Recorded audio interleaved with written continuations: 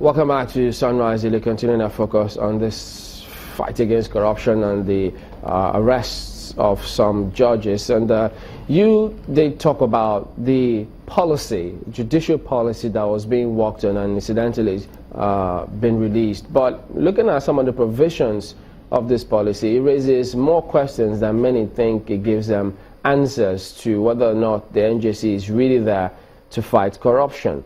Some of the sections here says that the policy of the judiciary, it shall be the policy of the judiciary on complaints that allegations of misconduct against judicial officers or employees of the judiciary shall not be leaked or published in the media. It goes on to say that if any allegation is reported or brought to the notice of the NJC, those persons in question, I think they will take some sort of undertaking not to do anything to prejudice it, including publishing it in the media. And many wonder, are they actually trying to shield themselves or keep these things within themselves? Many would have thought, look, if anyone is, what's wrong in allowing those allegations be published out there if we really want to run an open door policy and fight corruption openly?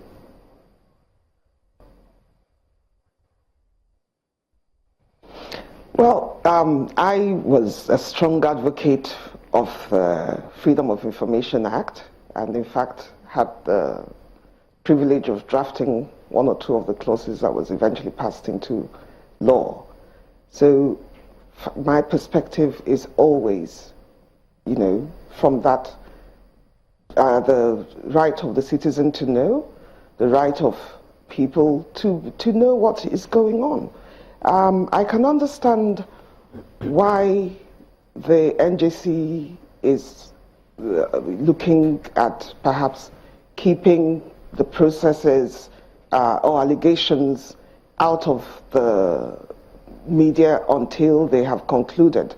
Perhaps because, again, from the perspective of more confidence in the system.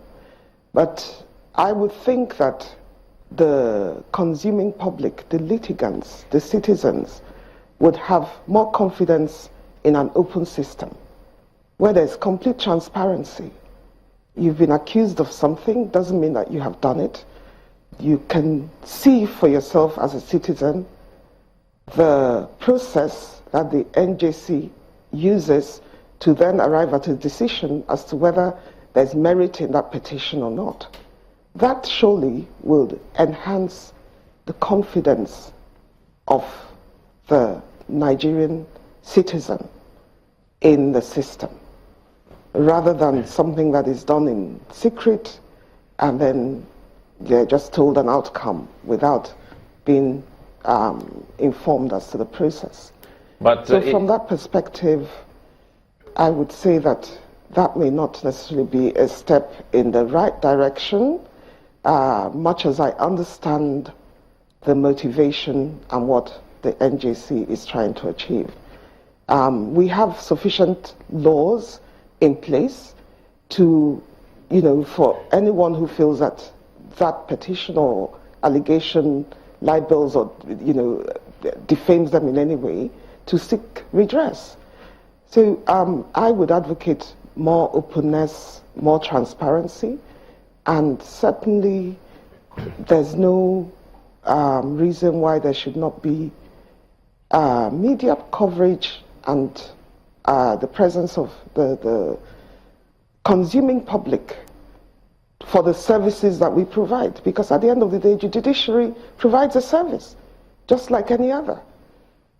And you are accountable to those taxpayers and those citizens who you're there for. Just a moment, just let me come in here quickly, because I'm trying to put everything into proper perspective now, away from what you just highlighted, going back to the example you gave of what transpired in that hall where Julian Assange was supposed to give a talk.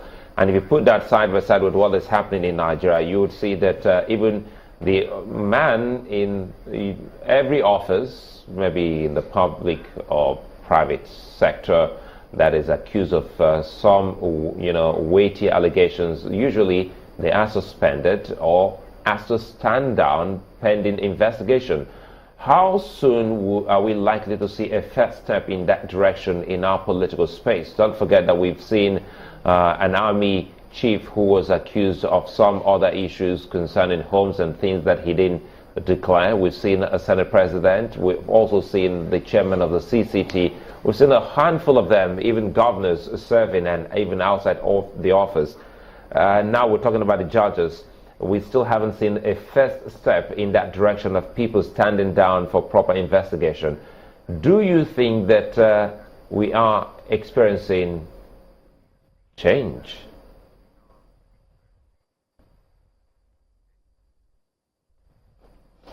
Do you know, I can't speak for the military. They've got their own rules. Neither can I speak for politicians.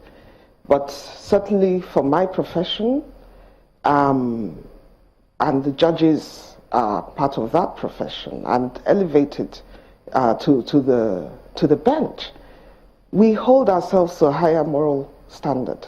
And that's the point I've been making all morning. And from that perspective, we should lead from the front. Let the laws catch up with us, because it will eventually. But to be accused of something this serious and to say, no, I'll just carry on regardless until they get to the conclusion of the process, I find, quite frankly, unacceptable. I wouldn't do it. I don't think it's fair on the litigants, like I said. It is about morality, and you cannot separate morality and, you know, those higher ethical standards from the profession, because it's a core part of the legal profession. We have to, you know, constantly look at our ethical and moral compass in our day-to-day decisions in our profession. And that is the perspective from which I speak.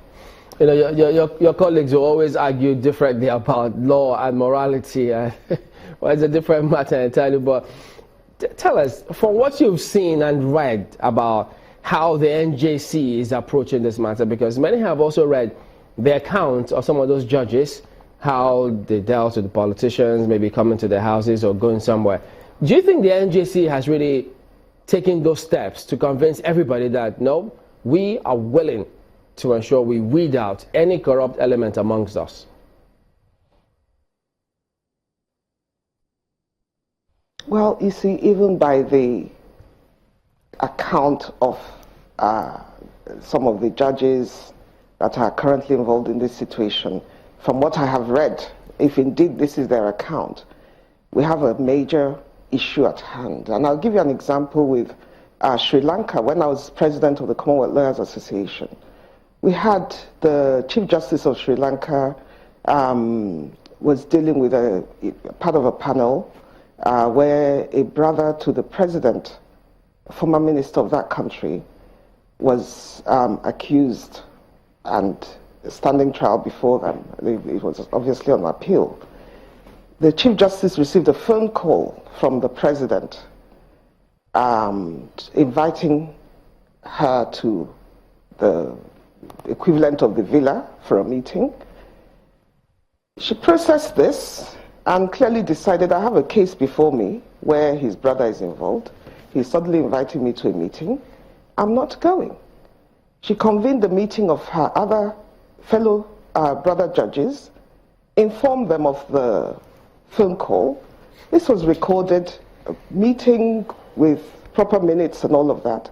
And they made a joint decision, you will not go. Following on from that, it's all, you know, in the public domain. The CJ was eventually arrested, tried for corruption, or if you want to use the word tried, but the equivalent of the National Assembly in Sri Lanka, which was headed by another of the president's brothers, and found to be corrupt, in quotes, and there was clear interference with the judicial arm and the Chief Justice from the executive arm.